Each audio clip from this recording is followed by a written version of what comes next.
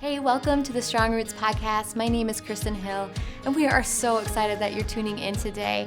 Our prayer is that you would move one step closer to Jesus through this series. So go ahead and check out this next episode. Hey, Strong Roots. I'm here with Noah, and I have the privilege of working with him, and we are in a season called Why I Didn't Rebel. And of course, we are all sinners and we all fall short of God's glorious standard. But I'm going to be interviewing people who have followed Christ at a really young age and have fought the good fight. And I have had the privilege of knowing you for almost a year now. And I love hearing about his story. I love the way that he has followed Jesus. So I'm really excited to interview you today. So thank you for being here. Thank you. Yes, you ready? Yep. All right. So I'm going to hit him with this first question. Noah, what temptations have been the hardest for you to resist? And practically speaking, how have you walked your way out? Get to the nitty-gritty first. I have had a huge struggle with pornography, the temptation of pornography. And practically speaking, the things that brought me out of that were confession. That was a big thing. I reached this point in my life when I knew that everything that I was not true. All of the lies that I had told everyone about being a Christian, about following Jesus, about everything that I was completely a lie. It was a fake front, and it got to this I'm too sick to do anything point. Right. It was almost as if pornography was this poison that I read the label and just hit it anyways. Yeah. And it was terrible. It messed up a lot of things for me. And I reached a point where I knew that I knew the truth. I knew what it was. I knew who Jesus was, and I knew all of those things because they were ingrained. I was raised very strongly in a Christian household, and so I knew all of this stuff about God, but none of it had changed me. And so there was this summer that I spent really, really recalculating my life and what it meant to be a Christian and what it meant to be saved and what it meant to be free from sin. And it took a lot of confession. That was the hard part, to be I am sick, I'm messed up, I keep drinking this poison. And so I told my family, I told my friends, I told my pastor, a lot of people knew. And there was a freedom in that. And it didn't happen right away. It was this great weighty thing that I had to get off my chest first. But after that, it led to the accountability that I needed. Right. So because my parents knew, they were well, you don't need to do that. Let's lock down the computer. Let's put, they used a program called Covenant Eyes, and it was yeah, it's an awesome program. At the time I was just yeah. And then I didn't stay home alone for months, because that was the primary opportunity for me. Right. And I didn't have a phone at the time, which was another wow, what an act of grace looking back. But yeah, they locked down the computer. I didn't stay home alone. I also got really busy just with a bunch of stuff. I started working really hard, got multiple jobs. I worked at this really cool ice factory, literally really cool ice factory. Wow. Yeah, stuff like that just, I didn't have time to do the things. There's, the saying, the idle hands are the devil's workshop. And, yeah, that was a big deal because it meant that I didn't have the time, and I didn't have the place or the opportunity that I used to have. And because everyone knew that I struggled with that, it was kind of this grand accountability of I can't access the things that I used to. I'm busy doing other things, and everybody knows that I'm busy doing other things. And everybody knows that if I'm not busy doing other things, I could be doing the wrong thing. Right. So that's really where I started to grow distant from that temptation. And it wasn't it disappeared. Right. It wasn't it was easy, but there was a great freedom in confession, and like it's something that I still do, like every day. I confess to God, like I am not perfect, and I am going to be tempted today. So I need your help. And what I pray every day, like, God, would you make me pure today? Right. Yeah. What would you say to someone who is listening, who's like, that's nice for you, but you had all these awesome people around you that you could confess to? What would you say to somebody who would love to confess, but is afraid of people's reaction?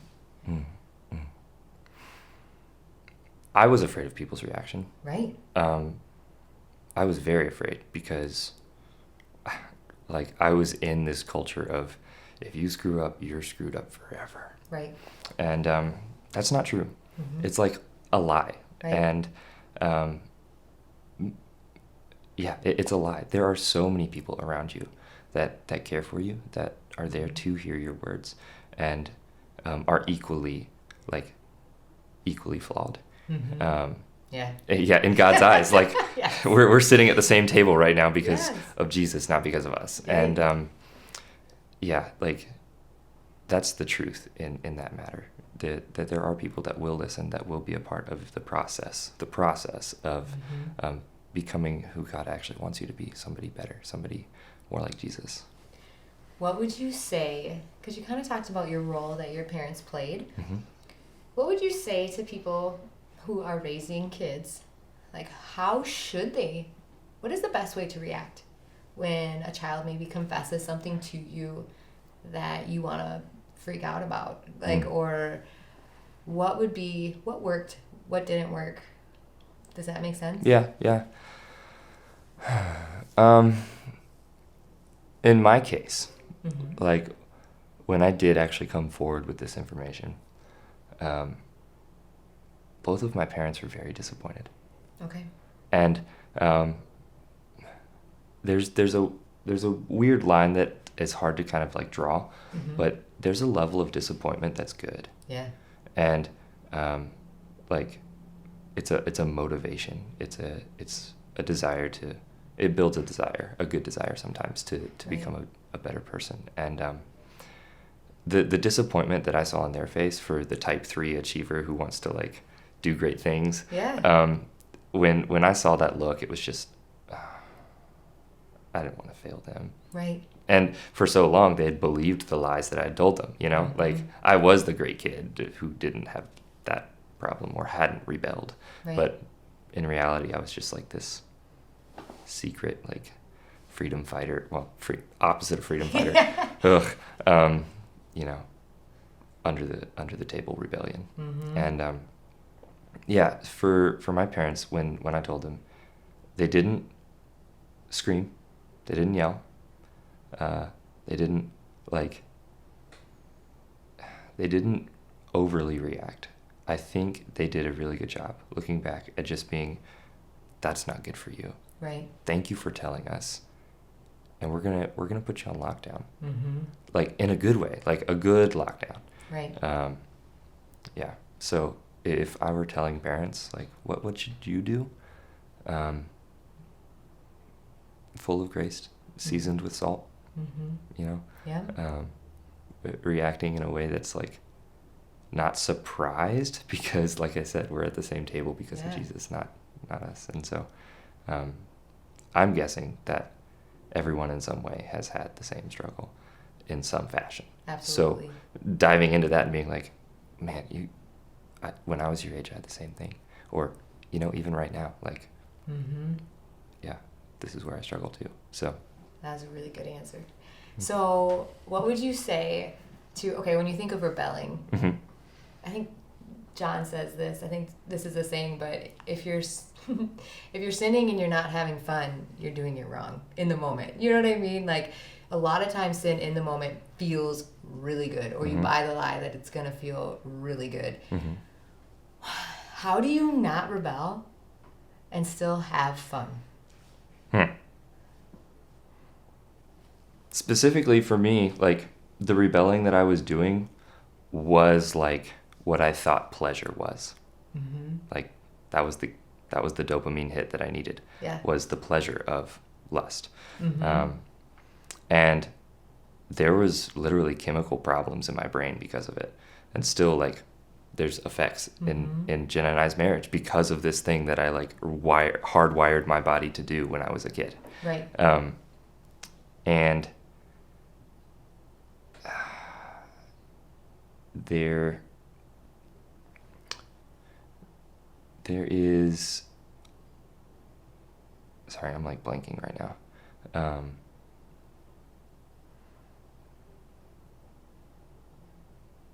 Can you go back to the question? Yeah. How do you have fun? Oh, how do I have fun? Oh, okay, there. So my idea of pleasure was wrapped up in pornography, and that's what I thought was fun and good and pleasurable because it was literally a dopamine hit that, like, rewired my brain. Yeah. But it was false. It was fake, and the pleasure that I was getting out of it was really poison and really not good. And so, like, living a life now that doesn't do that. And how do I have fun? Yeah. Well, I married this great girl, and she definitely takes care of me. And there's a freedom that exists now in that relationship that wouldn't have existed and would not exist if I lied the whole time. Right. And so the fun isn't, like, in the sin. That yes, that is fun, but it's such a bad version of fun. It's like an icky, I'm sick and dying from this poison kind of fun. Right. It's like, it's adrenaline, woohoo, as I drink this poison. Right. It's not the right kind of fun. It's not the good kind. It's not the joyous fun that I have now. The like, I am pure in God's sight kind of fun. So, yeah, I think that's the big difference. And there's an intimacy too, in relationships, like you shared from the beginning. It was fake. It was a lie. This person you were in.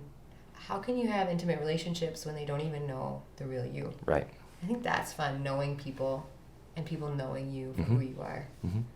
All right, so I'm switching it over to Noah. Noah, that was excellent. Yeah. And I'm going to let him ask me a couple questions as we wrap this up. So Noah, take it away. All right.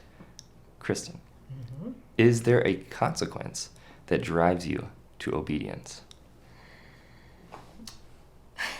Yes, lots of them. I think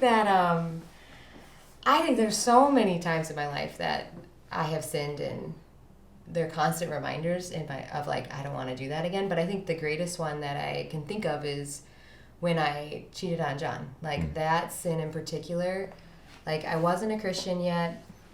Everyone that was around me in my life didn't care.